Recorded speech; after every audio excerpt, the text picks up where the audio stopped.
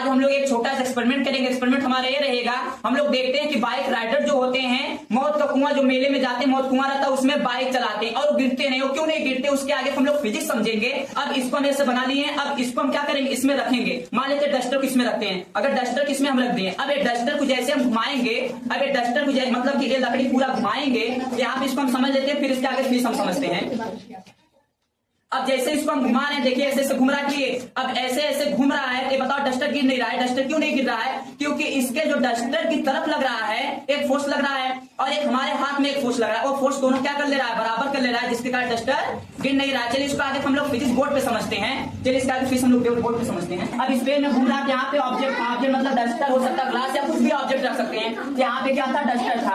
अब ये डस्टर था तो जैसे ऐसे ऐसे घूम रहा था, यहाँ भी वेलोसिटी से घूम रहा था और ये क्या कर, इसके अपोजिट एक फोर्स लगता था जिसका नाम क्या है, अभिकेंद्री बल है, सेंटीमीटर फोर्स है, जो F बराबर mv²/r होता है। और इसके अपोजिट है, इस अभिकेंद्री फोर्स के अपोजिट जो हमारे हाथ में एक था, हमारे हाथ से पकड़े थे नहीं, हमारे हाथ में क्या लगता था, एक टेंशन लगता था। अब बताओ, एक टेंशन जो हमारे हाथ में लगता था और एक इस पे लगता था, जो हमारा डस्टर रखे थे, तो डस्टर का अपोजिट एक फोर्स लगता था। डस्टर करके फोर्स लगता था, एक हमारे हाथ में फोर्स लगता था और दोनों फोर्स को क्या कर देता, वो बराबर कर देता। देखिए यहाँ पे अभिकेंद्री बल जो होता है, सेंटीमीटर फोर्स होता है, F बराबर mv²/r होता है, वो बराबर किसको जाता है, टेंशन बराबर हो जाता है, इसलिए T बराबर F दोनों बराबर हो जाता है, जिसके कारण कोई भी ऑब्जेक्ट यहाँ पे रखेंगे तो ऑब्जेक्ट गिरेगा नहीं।